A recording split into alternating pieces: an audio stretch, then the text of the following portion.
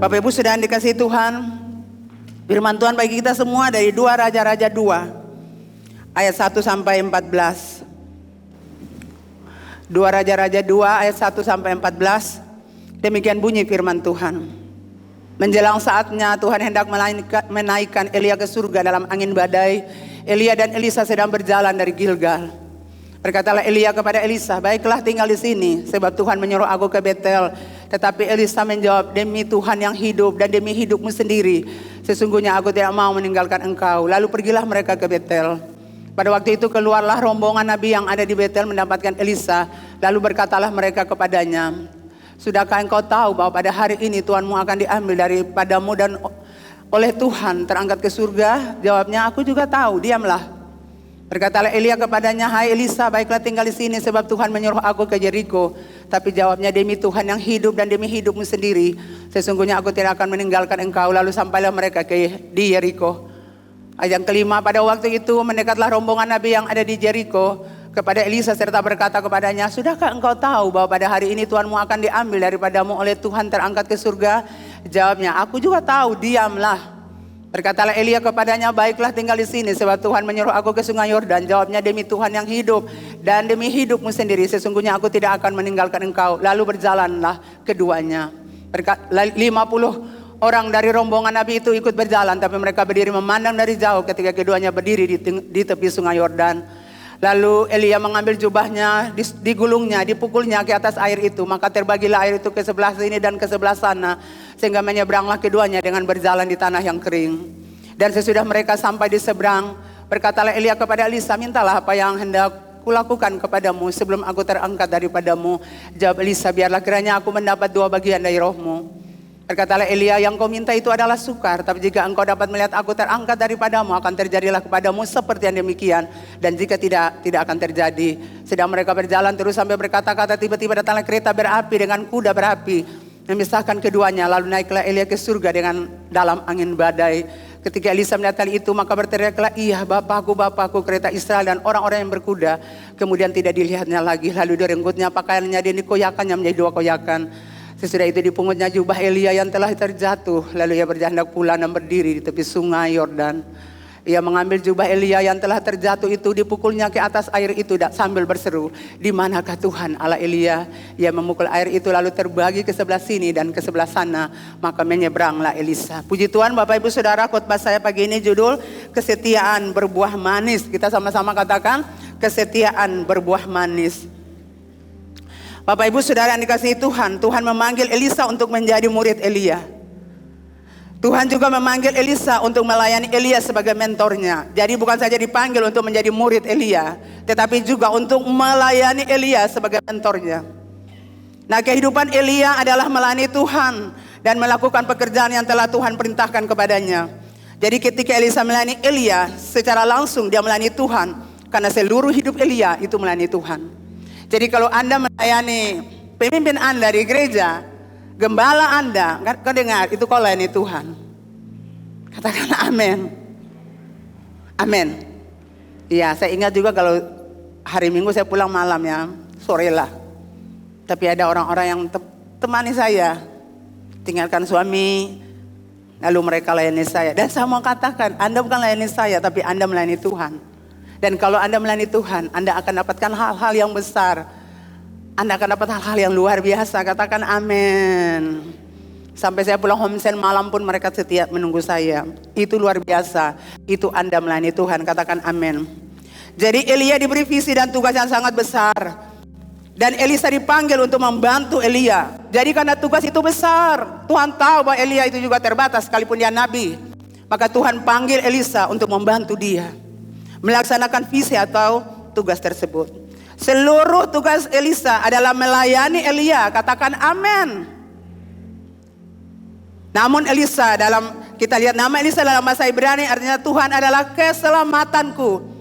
Jadi ketika Elia mendekati akhir pelayanannya, Tuhan mengarahkan dia untuk mencari pengganti. Karena dia harus pulang ke surga. Jadi harus ada pengganti untuk menggantikan dia. Dan Elia menemukan Elisa sedang membajak ladang ayahnya. Elia langsung meletakkan mantelnya, jubahnya pada pundak daripada Elisa. Dan tanpa ragu-ragu Elisa menerima panggilan untuk melayani, meninggalkan kenyamanan keluarga. Jadi ketika dia ditaruh mantel, dia tahu ini panggilan khusus dari Tuhan. Jadi dia tinggalkan keluarganya, dia tinggalkan zona nyamannya, dia tinggalkan sahabat-sahabatnya, dia tinggalkan teman-temannya, dia tinggalkan mereka semua. Kehidupannya yang lama dia tinggalkan teman-teman sahabat-sahabatnya. Untuk menjalani hidup yang sulit diprediksi apakah dia berhasil atau tidak. Jadi saudara lihat, ketika Tuhan panggil Anda harus tinggalkan zona nyaman Anda, teman-teman Anda di masa lalu. Anda harus tinggalkan sahabat-sahabat dekat Anda. Seseorang datang di sini di gereja dan berkata kepada saya, "Mama, saya punya banyak teman." Saya bilang, "Puji Tuhan." Tetapi ketika saya punya masalah, saya telepon mereka, tidak ada satupun yang menolong saya. Saudara lihat, kadang kita bangga punya banyak teman, tapi waktu kita punya persoalan, tidak ada orang yang tolong kita. Dan persoalannya itu sangat sulit. Saya tahu Anda di sini, tapi saya ingin membagikan Anda punya kesaksian itu. Orangnya tidak ada di gereja, Bapak Ibu. Dia datang di gereja ini, dia ingin bertemu saya untuk berdoa buat dia. Ceritanya singkat, jadi ini pelajaran saya harus sampaikan Bapak Ibu. Tadi saya bilang, Tuhan apakah saya harus sampaikan? Saya harus sampaikan untuk jemaat Hari Hidup Ambon, supaya juga. Jadi ceritanya Bapak Ibu Saudara, dia punya banyak teman. Kemudian temannya itu punya persoalan, segala hal persoalannya. Lalu orang ini membantu temannya, karena dia membutuhkan uang. Dia katakan buat temannya, "Tolong bantu beta." Karena ini teman baik saudara. Bantu dengan hal apa? "Saya mau lanjutkan usaha bapak saya, tapi saya kehabisan uang. Tolong bantu saya." "Oh, saya juga tidak punya uang." "Ya kalau begitu kamu punya surat tanah. Surat rumah itu, rumah tanah." Tanpa sepengetahuan istrinya, dia memberikan surat itu. Dia tahu. Kenapa dia tidak kasih tahu istrinya? Karena dia tahu waktu dia kasih tahu istrinya tidak akan pernah mau. Singkat cerita Bapak Ibu Saudara, Ban datang untuk minta uang. Karena orang itu bayar 1, 2, 3, 4 bulan. Hilang, telepon tidak ada. Ban datang minta tagihan dan istrinya kaget. Kemudian Bapak Ibu Saudara yang kekasih, istrinya tinggalkan dia bersama anak-anak. "Saya tidak akan bekerja untuk tutup utang yang saya tidak pakai itu uang." Dia pergi ke rumah keluarganya. Dan orang ini menderita. Tidak tahu uang dari mana saudara. Bapak Ibu saya bilang hati-hati dengan surat-surat Anda.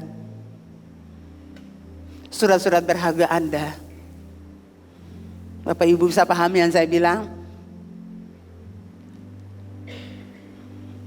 Supaya jangan Anda dibodohi. Karena dia bayar 1, 2, 3, 4 bulan. HP-nya kasih mati. Tidak tahu bertemu lagi. Ke orang tuanya, orang tua juga susah, tidak punya uang. Anda bangga punya teman, tapi Anda susah, tidak ada orang. Dia bangga punya teman yang banyak, tapi siapa yang tolong dia? Saya tolong dia. Bapak Ibu diberkati. Saya menolong dia, Bapak Ibu. Dan beberapa teman saya juga menolong. Kami gabung-gabungkan uang untuk bisa bantu dia, tolong dia. Saya berdoa buat dia, tapi Tuhan bicara buat saya. "Kamu lihat dia susah, tinggalnya di mana nanti?" Saya bilang, "Iya Tuhan, saya mau." Saya pergi ke bank, saya kasih keluar uang ke saya, dan saya berikan. Saya senang hati saudara. Tidak ada orang paksa saya, tidak. Karena Tuhan bicara, saya harus tolong dia. Dan kalau engkau ada di sini, saya mau bilang, tinggalkan zona nyaman. Tinggalkan teman-teman yang tidak membangun. Teman-teman yang negatif, teman-teman yang buruk. Teman-teman minum mabuk. Teman-teman narkoba. Teman-teman tukang utang. Karena waktu Anda susah, mereka tidak ada. Yang ada adalah gereja. Tapi gereja mana dulu? Karena sudah pinjam sana sini, telepon sana sini, keluarga sana sini. Keluarga maki dia, keluarga sumpah dia. Tapi puji Tuhan, datang di tempat ini. Tuhan tuntun dia. Saya tahu bukan dia datang, tapi Tuhan menuntun dia. Untuk dia tahu bahwa di sini, di rumah Tuhan ini, ada jalan keluar buat dia. Di rumah Tuhan ini ada jawaban buat dia. Di rumah Tuhan ini dia bertemu Tuhan. Dan dia akan tinggalkan zona nyamannya. Amin. Bapak Ibu Saudara. Dan dia bilang buat saya, "Mama, memang saya menderita. Salah satunya juga oma saya, kutuk bapak saya sampai 7 turunan. Jadi Bapak Ibu Saudara, kalau ada dapat kutuk-kutuk tuh mari bilang di sini. Dan saya doakan di hari itu Bapak Ibu. Jadi kalau kita marah Bapak Ibu jangan kutuk anak-anak. Katakan amin. Jangan 7 turunan. Kasihan mereka berjalan dalam kutuk itu Bapak Ibu. Mereka berjalan tapi kutuk mengikuti. Kenapa kutuk bisa kenal? Karena ada alasannya. Orang boleh kutuk kita. Tapi kalau tidak ada alasan tidak bisa kena kita. Tapi kalau kenal Anda, karena memang Anda ada alasannya, Anda salah. Jadi itu pelajaran buat kita semua. Kita tidak perlu bangga saudara dengan teman-teman kita yang banyak, sahabat kita. Kita tidak perlu bangga, saya punya teman banyak di Facebook, saya punya teman banyak di media sosial. Di manakah mereka saat Anda susah? Betul Bapak Ibu? Elisa meninggalkan zona nyaman, meninggalkan rumah teman-teman, meninggalkan pekerjaannya. Dia meninggalkan kehidupannya yang lama. Dia meninggalkan sahabat-sahabatnya. Dan dia meresponi panggilan Tuhan buat dia. Dia sendiri tidak tahu apa yang akan terjadi di sana nanti. Dia tidak tahu Bapak Ibu. Tapi dia merespon panggilan Tuhan. Jadi pada saat Tuhan memanggil Elisa untuk ditanam di bawah Elia, Tuhan ingin Elisa meninggalkan segalanya. Jadi kalau Anda dipanggil untuk ditanami, untuk disirami firman Tuhan, untuk diajar firman Tuhan, Anda harus melepaskan segalanya. Ketika Bapak Ibu Saudara ditanam di tempat di mana pengurapan sejati berada, Bapak Ibu Saudara akan seperti pohon yang ditanami dengan air. Amin. Menghasilkan buahnya pada musimnya, tidak pernah layu daunnya. Apa saja yang diperbuatnya berhasil. Mazmur 1 ayat 3. Itulah sebabnya Anda harus cari gereja di mana pengurapan itu mengalir. Katakan amin. Anda harus cari gereja di mana pengurapan itu ada, supaya impartasi itu mengalir untuk Anda. Jadi Bapak Ibu Saudara yang dikasihi Tuhan, rahasia untuk berjalan dalam pengurapan yang penuh kuasa adalah dengan ditanam di bawah satu pelayanan, di mana pengurapan itu mengalir dari kepala. Itu seperti Mazmur 133 ayat 2. Dari kepala, pengurapan itu mengalir dari kepala, dari pemimpin. Jadi kepala dalam hal ini melambangkan pemimpin yang diurapi. Katakan amin. Jadi pengurapan itu mengalir dari kepala. Kepala berbicara tentang pemimpin. Pemimpin yang diurapi. Waktu pemimpin yang diurapi itu melepaskan pengurapan, Anda berbeda. Jadi carilah tempat di mana pengurapan itu ada. Bukan kita gereja-gereja saja. Pengurapan itu buat kita berbeda Bapak Ibu Saudara. Sekalipun kita ada di padang gurun yang ekstrim, jalan-jalan tertutup, tekanan, masalah, penghinaan, tapi kita akan tetap kokoh berdiri. Karena pengurapan itu membuat kita berbeda. Semakin orang menekan kita, menganiaya kita, menghina, mempermalukan kita, semakin kita semangat, semakin kita kuat, semakin kita gairah, semakin kita subur, semakin kita ceria, semakin kita bersemangat. Urapan itu membuat kita berbeda. Jadi kita butuh pengurapan. Katakan amin. Jadi ingat Bapak Ibu Saudara, pengurapan itu mengalir dari kepala, baru turun. Seperti Mazmur 133 ayat 2. Mulai mengalir daripada kepala Harun. Kemudian janggutnya, seluruh tubuhnya, janggutnya, ujung jubahnya. Itu berbicara tentang semua anggota lainnya. Orang-orang percaya yang menanamkan dirinya dalam pelayanan itu. Jadi pengurapan itu mengalir dari atas, dari kepala, dari pemimpin. Jadi setiap kali Anda ditempatkan di bawah air terjun pengurapan, pengurapan itu akan mengalir kepada Anda. Anda tidak bisa jauh dari air pengurapan yang sementara mengalir. Anda tidak basah. Anda harus dekat air itu supaya pengurapan itu mengalir dan Anda akan basah. Anda tidak bisa berdiri lihat jauh. Anda tidak dapatkan apa-apa. Anda harus dekat di sini, di mana air pengurapan itu sementara mengalir. Anda berada di bawah supaya Anda dialirkan.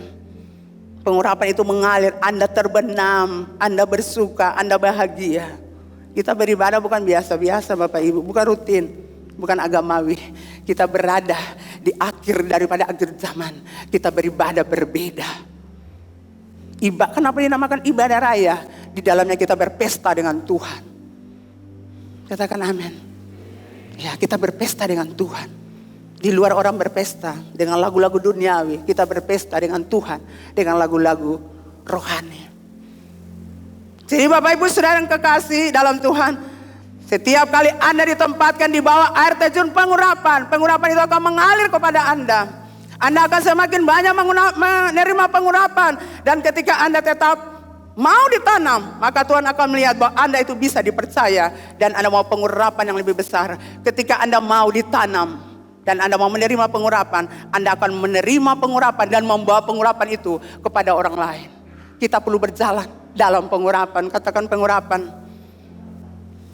Bapak Ibu Saudara, Tuhan memberikan karunia-karunia kepada gereja agar sebagai orang percaya Anda bisa dibangun dan menerima nutrisi rohani yang tepat dan makanan untuk bertumbuh menjadi bejana Tuhan yang dewasa, menang atas musuh dan berjalan dalam kuasa Tuhan, dan akhirnya mampu memuridkan orang. Jadi saudara, kita tidak ajarkan saudara untuk pemuridan di gereja untuk ambil saudara punya waktu. Kita tidak kasih pengajaran pemuridan untuk saudara supaya saudara punya waktu itu diambil kita, atau cuma sekedar kita buat Anda pemuridan. Tidak, pemuridan itu punya tujuan Bapak Ibu. Katakan amin. Kita tidak bikin sekedar pemuridan, tidak. Semua yang kita buat punya tujuan supaya Anda itu menikmati nutrisi rohani, supaya tubuh Anda itu sehat, kuat, dan bisa bertahan di dunia yang penuh dengan persoalan dan masalah. Dunia ini semakin kacau Bapak Ibu. Dunia semakin kesusahan. Dunia semakin banyak persoalan. Jadi karunia-karunia dilepaskan di gereja untuk orang-orang percaya. Hal-hal rohani dilepaskan, makanan-makanan yang bernutrisi dilepaskan bagi Bapak Ibu, supaya Bapak Ibu Saudara itu dewasa di dalam rohani, supaya Bapak Ibu itu menang atas musuh, supaya Bapak Ibu itu berjalan dalam kuasa Tuhan dan mampu memuridkan orang lain. Matius 28 19 sampai 20. Bagaimana Anda mau ajar orang? Anda tidak mau diajar. Murid itu harus mau diajar. Murid itu harus diajar. Setelah dia pintar, diajar orang lain. Jadi kalau Anda tidak mau pemuridan, bagi saya tidak masalah. Bagaimana Anda mau melayani Tuhan di gereja? Bagaimana Anda mau ajarkan jemaat sementara Anda tidak mau jadi murid? Siapa yang mau kasih tanggung jawab buat Anda yang menolak untuk jadi murid? Murid berarti Anda dilatih, diajar. Katakan amin.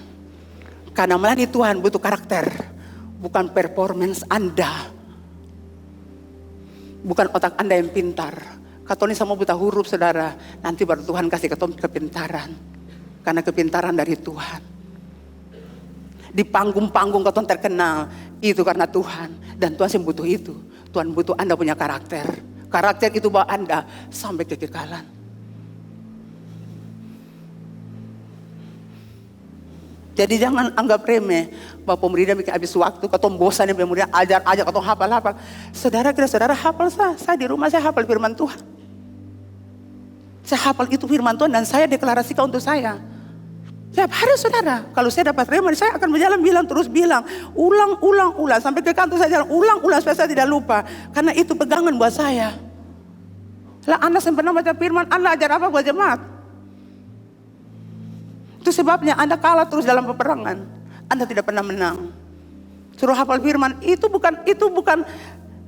bukan aneh saudara. Satu saat firman Tuhan Alkitab ini diangkat. Lah Anda mau baca firman Tuhan di mana? Kalau kita sudah hafal firman, ini sih Anda pun harus hafal. Jadi itu bukan pengajaran yang menyusahkan Anda. Kalau Anda tidak mau ikut tidak mengapa. Tapi jangan Anda bicara sembarangan. Katakan amin. Jadi inilah sistem Tuhan dalam memperlengkapi dan memperkuat tubuhnya. Inilah gereja yang sebenarnya. Saya ulangi lagi, Apostel Dr. Daniel Henobau almarhum. Beliau berkata, gereja bukan partai politik. Katakan amin. Anda tahu kalau partai politik tuh? Beta pilih ini juga, beta pilih ini. Karena beta saudara, beta sayang dia, beta tamam, beta pilih dia juga. Bisa suka dia terbaik. Ini juga. Gereja bukan seperti gitu Bapak Ibu. Anda suka hamba Tuhan siapa dan Anda tidak suka hamba Tuhan siapa. Gereja bukan partai politik di mana Anda datang untuk mencari kesalahan. dan melihat kesalahan. Mulai dari gembala sampai hamba-hamba Tuhan. Mulai dari ini, mungkin Anda sudah mulai, ini harus bikin apa nih? Ini acara sebentar Bapak Ibu Saudara, acara youth. Jadi bukan bikin ini par kotor, bukan. Kita ini hidup di generasi, bukan di padang gurun lain. Kata di padang gurun, ingat dalam susah dan dibelah. Lah dong ini sulayang saudara. Betul sama Bapak Ibu? Dong sulayang. Dong menari itu lompat. Dong lompat-lompat. Dong menari. Kalau Anda mau mereka cuma begini, nanti cari dong di karaoke. Karena dong akan pi karaoke padong menari mabuk sana. Makanya harus bikin begini. Suami saya pulang dari Singapura bikin begini. Cegadonya pi karaoke sana Bapak Ibu Saudara. Cegadonya ambil di dugem sana. Karena di sana dong minum 1 sloki, 2 sloki, dong menari. Pagi hari pulang. Di sini mereka harus berpesta, ini zaman mereka. Ya kalau kita sudah tua sih saya bisa melompat, ya yang usah, yang penting kasihkan dong melompat. Amin. Ya saya selalu bilang ke staff juga atau persoalan, kita heran juga saudara, kita nih ada di 2 generasi. Generasi muda dan generasi Musa dan Yosua. Generasi padang gurun tuh hal paling banyak. Tapi generasi Yosua tuh masuk mantap-mantap saja tuh. Jalan enak-enak saja menyanyi Ron Jericho. Jericho tuh 1 kali, 2 kali, sampai berikut 7 kali. Duh santai sah. Itu kalau generasi padang gurun, ini Musa sebegini aku apa sih ada otak, kandeke. Ini kita sudah berbeda generasi.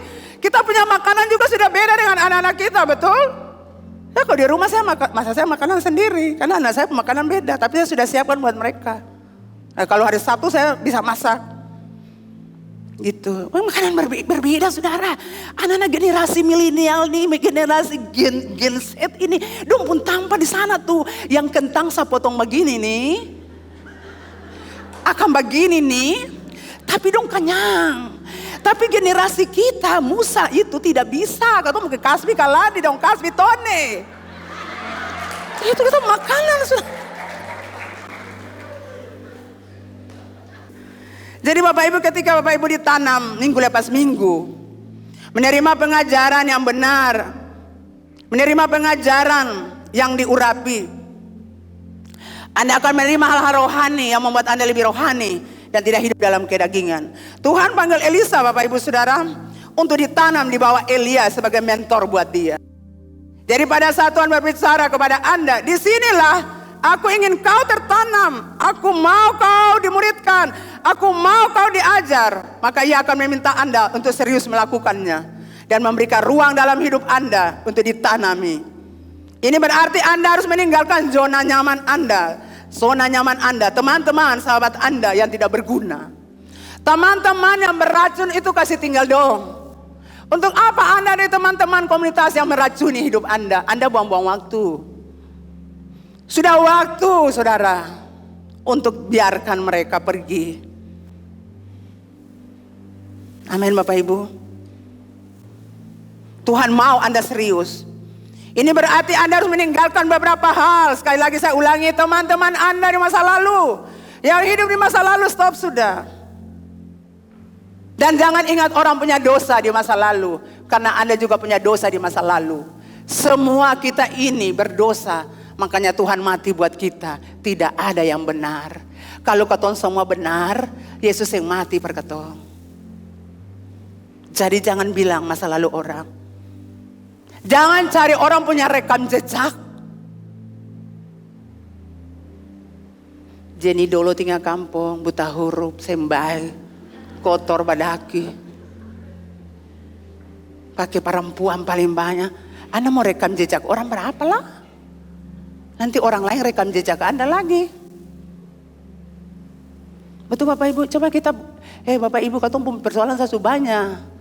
Lalu ketompi ambil orang ini pun rekam jejak A, B, C. Apa saudara saya sakit?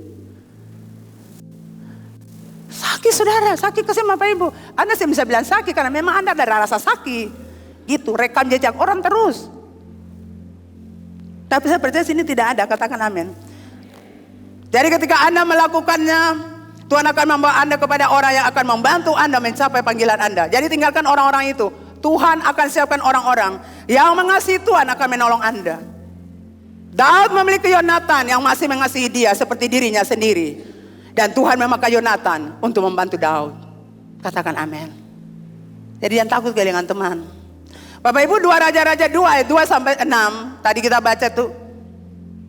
Berkatalah Elia kepada Elisa, baiklah tinggal di sini. Tuhan menyuruh aku ke Betel. Dan seterusnya. Bapak Ibu Saudara, tadi pagi. Biasa kalau saya susun khotbah Bapak Ibu, nanti ada beberapa hal penting yang bagian belakang saya tidak susun. Nanti pagi-pagi saya akan bangun. Pagi sekali Bapak Ibu. Dan saya akan menyembah Tuhan dulu, lama. Dan waktu tadi saya menyembah Tuhan cukup lama. Waktu saya menyembah, Tuhan bicara buat saya. Katakan 2 hal tentang hal ini. Saya bilang, Tuhan terima kasih. Waktu saya menyembah saudara. Katakan 2 hal tentang 2 Raja-Raja 2 ayat 2 sampai 6. Katakan itu. Dan saya duduk, saya bilang, Tuhan terima kasih. Saya baca Alkitab ulang lagi saudara. Dan saya memang betul ada 2 pelajaran penting dari ayat 2 sampai 6. Dikatakan di ayat 2, bisa dibaca dikasih keluar, ayat 2. Berkatalah Elia kepada Elisa, baiklah tinggal di sini sebab Tuhan menyuruh aku ke Betel. Tetapi Elisa menjawab, demi Tuhan yang hidup dan demi hidupmu sendiri, sesungguhnya aku tidak mau meninggalkan engkau. Ayat 4. Berkatalah Elia kepadanya, hai Elisa, baiklah kau tinggal di sini sebab Tuhan menyuruh aku ke Yeriko. Jawabnya, demi Tuhan yang hidup. Yang sama Bapak Ibu. Yang ke-6. Berkatalah Elia kepadanya, baiklah tinggal di sini sebab Tuhan menyuruh aku ke Sungai Yordan. Jawabnya, demi Tuhan yang hidup. Jadi Tuhan tadi berbicara tadi pagi subuh buat saya. Ada 2 hal penting yang harus kamu sampaikan untuk jemaat. Yang pertama, sesungguhnya aku tidak akan meninggalkan engkau. Jadi ini adalah komitmen daripada seorang murid kepada mentornya. Dan tadi saya bilang, Tuhan engkau hebat Tuhan. Engkau sangat hebat Tuhan. Itu yang Tuhan sampaikan Bapak Ibu. Ini adalah komitmen daripada Elisa kepada mentornya, kepada pemimpin rohaninya, Elia.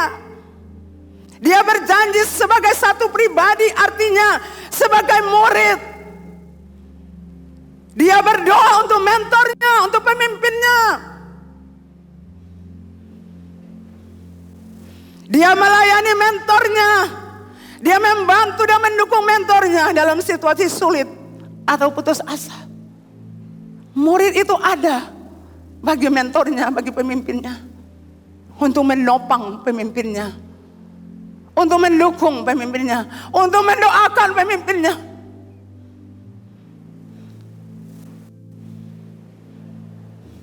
Untuk memberi semangat bagi pemimpinnya.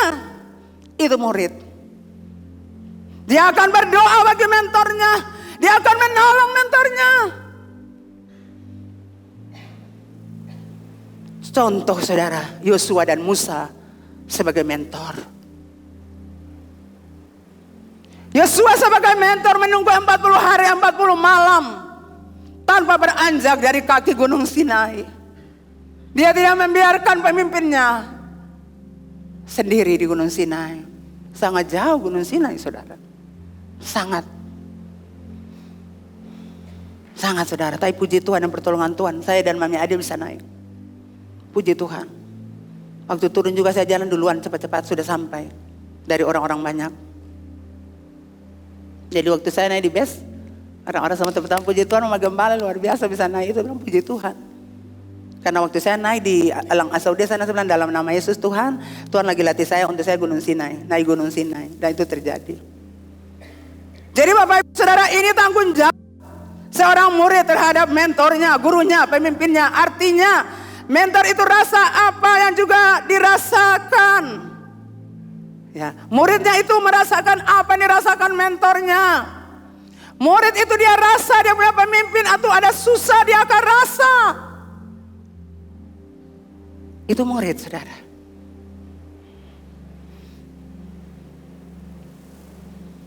Murid itu berkomitmen untuk tunduk dan taat pada mentor Bapak Ibu.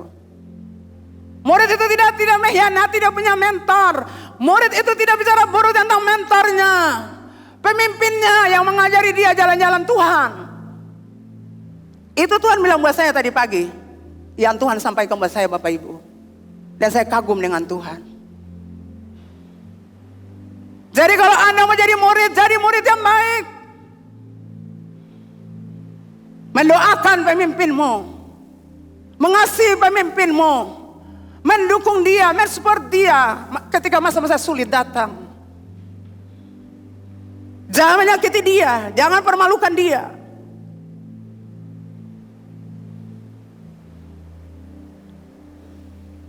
Murid itu harus minta maaf kalau dia salah dan tidak boleh ulangi kesalahan yang sama. Murid harus setia pada Tuhan dan mentornya. Murid harus loyal pada mentornya. Dan semua ini ada pada Elisa sebagai murid daripada Elia.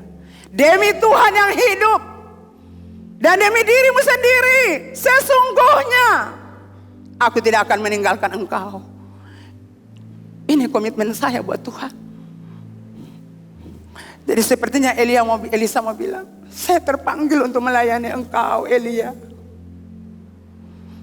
Tuhan panggil saya untuk menolong engkau mengerjakan visi yang Tuhan taruh. Tuhan panggil saya untuk bantu engkau. Tuhan panggil saya untuk menguatkan engkau dalam masa susah. Saya tidak akan melepaskan engkau sampai engkau kembali ke surga. Baru tugas saya selesai. Saya akan setia melayani engkau sampai akhir hidup saya.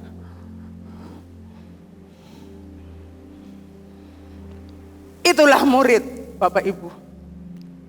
Murid itu merasakan apa yang pemimpinnya rasa. Murid itu merasakan kesusahan yang ada di hati pemimpinnya. Dan dia akan mendoakan tanpa disuruh. Dia akan mendoakan. Amin Bapak Ibu. Elia, saya sudah berjanji di hadapan Tuhan Allah untuk melayani engkau. Jadi saya akan terus mengikuti engkau sampai engkau terangkat naik ke surga. Saya tahu hari ini engkau akan terangkat naik ke surga. Tapi tugas saya belum selesai. Saya harus berada di sampingmu sampai engkau terangkat pergi. Baru sumpah saya, janji saya kepada Tuhan selesai. Itu komitmen dari seorang murid yang mengasihi mentornya. Itu yang tadi pagi Tuhan sampaikan buat saya, Bapak Ibu. Anda tidak pernah tahu apa yang dirasakan pemimpin Anda. Tapi kalau Anda hidup dalam alam supranatural, Anda akan tahu.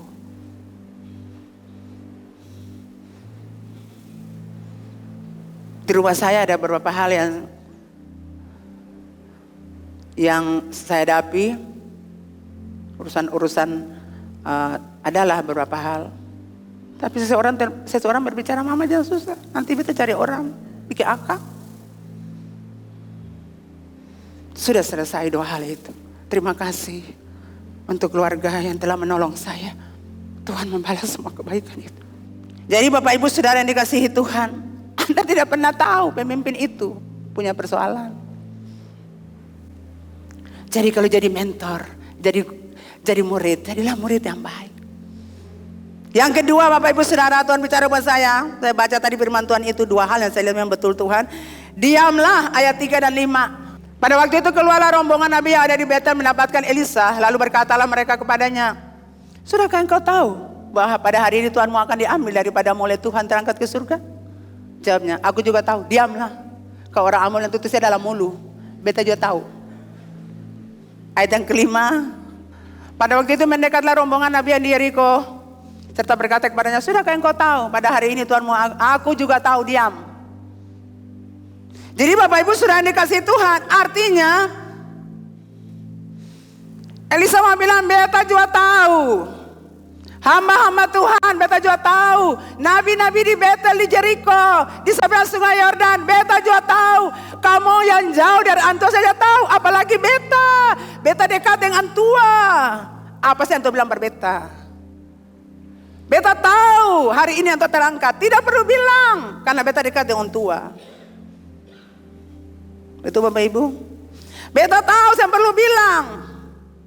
Jadi Elia tidak memberikan kesempatan sekalipun, sedikit pun untuk mereka berbicara buruk tentang mentornya. Aku mengenal mentorku lebih dari kamu. Dan aku tidak akan beri kesempatan untuk kamu bicara buruk tentang mentorku, pemimpinku.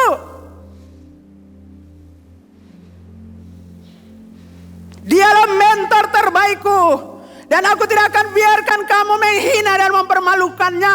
Diamlah, tutup mulutmu. Ini murid yang hebat, saudara.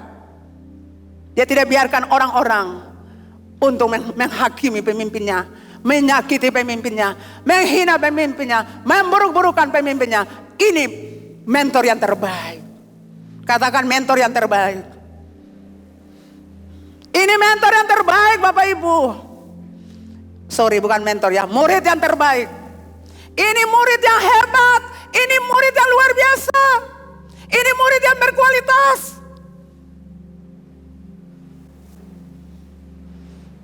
Ini murid yang hebat Bapak Ibu. Dia tidak biarkan sedikit pun untuk orang mempermalukan pemimpinnya.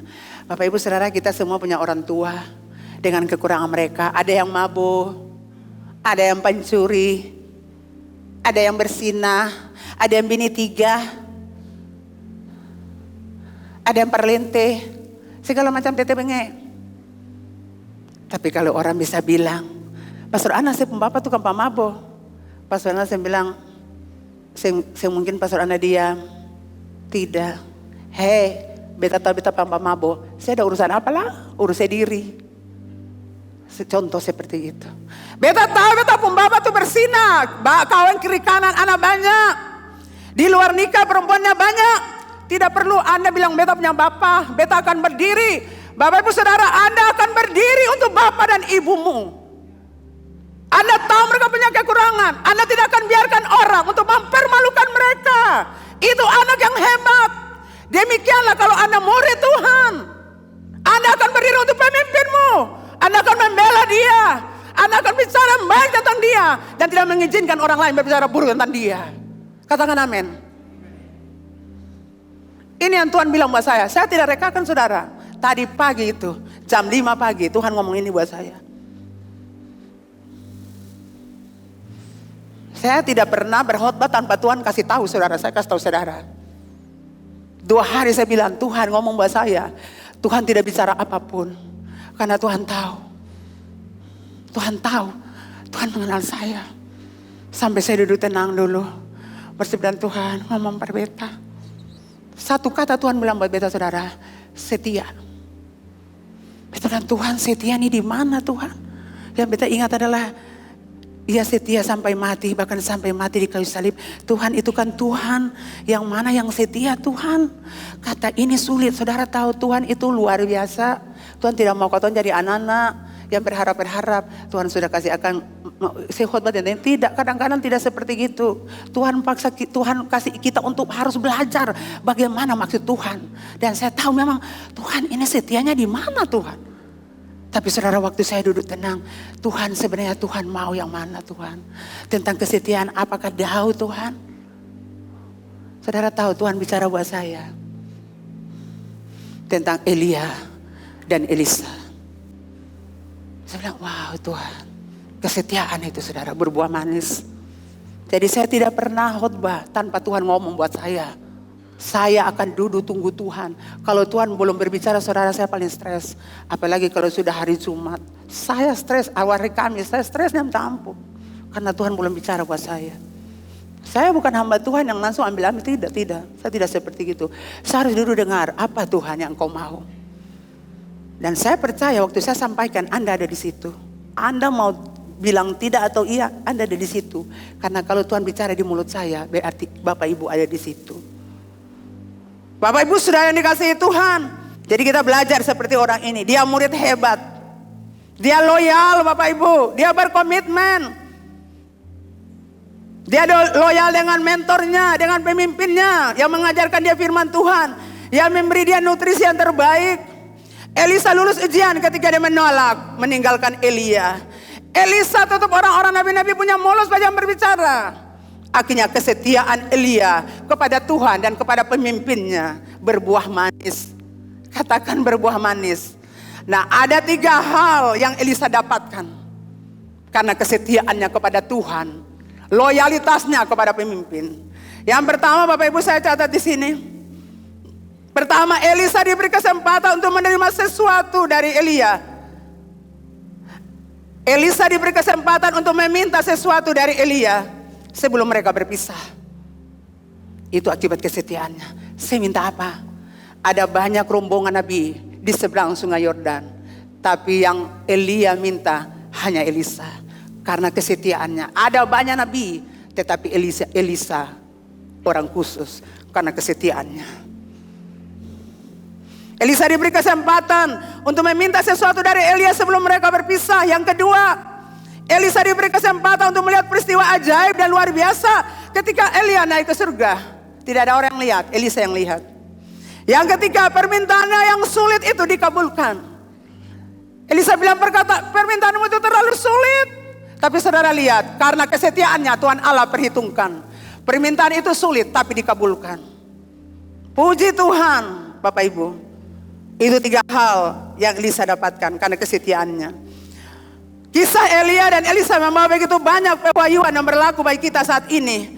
Tentang bagaimana menerima impartasi, pengurapan.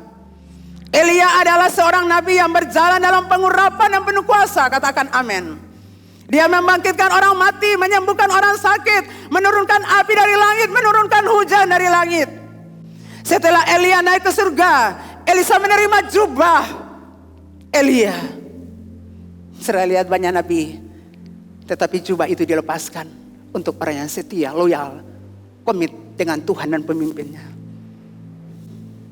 Elisa menerima jubah Elia. Dia menerima pengurapan dan kasih karunia yang sama seperti diterima Elia. Elisa melakukan mujizat-mujizat sama seperti Elia terima.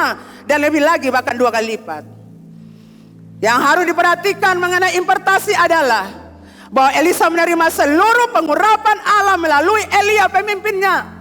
Elisa melakukan hal demikian karena menerima impartasi pengurapan dari pemimpinnya. Katakan amin. Elisa tidak menerima pengurapan itu dari sana, dari sini, atau dari mana tempat. Dia tidak menerima pengurapan itu dari banyak orang, Bapak Ibu. Dia mendapatkan semua pengurapan yang dia butuhkan itu melalui impartasi satu orang, yaitu pemimpinnya Elia. Katakan hebat. Jadi kalau Anda komitmen loyalitas, maka pengurapan itu ketika diimpartasikan oleh pemimpin Anda menjadi orang luar biasa. Seperti pemimpin Anda, demikianlah engkau. Jadi Elisa melakukan sama seperti yang Elia lakukan. Sebelum dia melakukan mujizat-mujizat besar, dia harus pergi dulu kepada Elia. Sebelum Paulus menjadi orang hebat, penginjil hebat, pemimpin terkenal, membangun banyak gereja, mengadakan penginjilan sana sini. Sebelum dia lakukan semua itu, dia harus pergi kepada orang yang diurapi, yaitu Ananias. Hanya murid Tuhan, tetapi berjalan dalam pengurapan. Anda tidak bisa menerima pengurapan dari sana, dari sini, atau orang banyak. Anda terima langsung dari Tuhan melalui pemimpin Anda. Bapak Ibu diberkati. Jadi jangan hina pemimpin, jangan permalukan pemimpin, jangan sakiti pemimpin, jangan hianati pemimpin. Notice Bapak Ibu, Tuhan memanggil Anda untuk diurapi melalui pemimpin Anda. Jadi jangan sombong dan iri hati. Jangan berkata, aku ingin berkuasa, aku ingin terlihat rohani, aku ingin memiliki banyak pengikut, aku ingin mendapatkan ketenaran, aku ingin mendapatkan panggung, aku ingin berkuasa, aku ingin membangun kerajaan. Amin Bapak Ibu. Jangan terima pengurapan supaya Anda berkata bahwa saya bisa, saya hebat, saya performance bagus, saya berkhotbah bagus, saya melayani bagus, saya berdoa mujizat terjadi, saya diberkati. Itu pengurapan Anda terima dari pemimpin Anda. Bukan sana, bukan sini, bukan dari banyak orang. Tapi pengurapan dari atas. Elisa terima dari Elia. Paulus terima dari murid Yesus, Ananias. Orang biasa tapi berjalan dalam pengurapan. Sebab itu milikilah hati yang benar. Hati yang rendah hati. Hati yang bisa dipercaya oleh Tuhan. Dan semua yang percaya katakan amin.